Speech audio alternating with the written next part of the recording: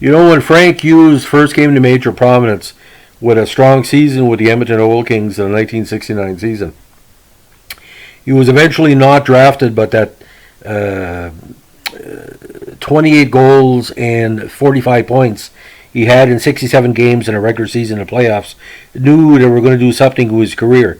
And when he finally made minor pro, we knew it was a matter of time before the major pro leagues were going to be calling, and eventually became one of the most respected players in WHA history. Now, Frank was born in Fermi, BC, as probably one of the few players to ever come from that beautiful West Coast community. Now, he came to major minor pro prominence with his 2 seasons with the Phoenix Roadrunners of the WHL. He had 68 points in both seasons, 26 and 30 goals. Eventually came back to Phoenix for the 72 season, but broke into major pro with 5 goals with the 5 games with the California Golden Seals in 72, following a 34-goal performance for the Roadrunners in 53 games. Now, when the WHA became calling, many players were called, and he answered a call in more ways than one, ladies and gentlemen. He became one of the best players in Houston Aeros history. First season, he had 41 points in 76 games, but 74 and 75, what a tally he found, ladies and gentlemen. He was averaging 83 points a season and 13 points in the playoffs, the back-to-back AFCO Cups with the Gordie Howe-led squad. 42 and 48 goals, 84 and 83 points, 14 playoff points, and 12 in 74 and 75.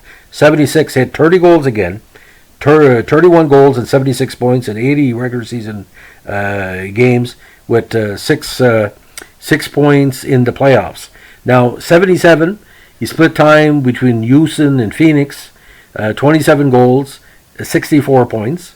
78, again, he split time between Houston and the new Phoenix Roadrunners of the PHL. So that means all 3 incarnations of the Roadrunners he played with. The WHL version, the WHA version, and the PHL version. And he wrapped up his major, what I call major-minor career with a 35-goal season with the Tucson Rustlers of the PHL in 79. So WHA totals almost a point a game pace, 353 points, 173 goals in 391 games, and 40 points, including 24 counters in 54 playoff contests.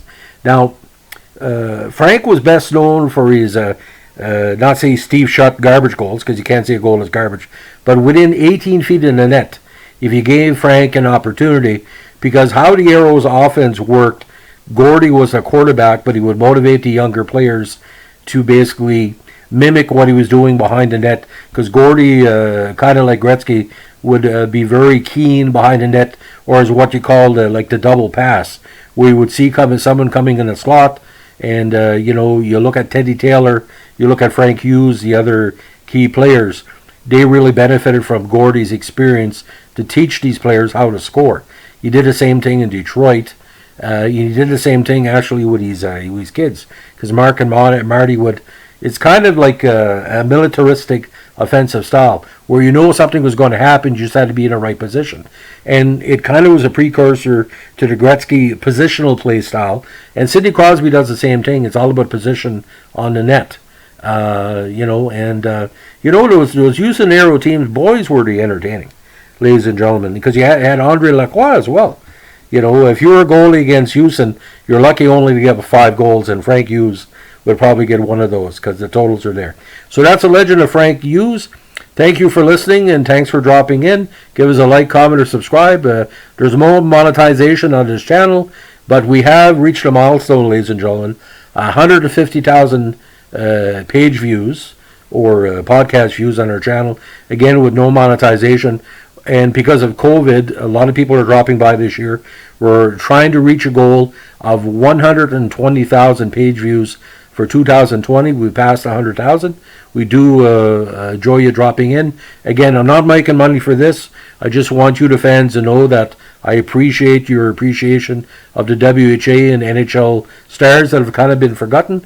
And I'm going to try to keep going with the theme of saluting the hometown heroes and the WHA heroes that need to be saluted, because they've been kind of forgotten. Because there was a league before the modern era, and it was called the NHL, the true NHL or the vintage NHL, and the WHA. Thanks for listening. Bye.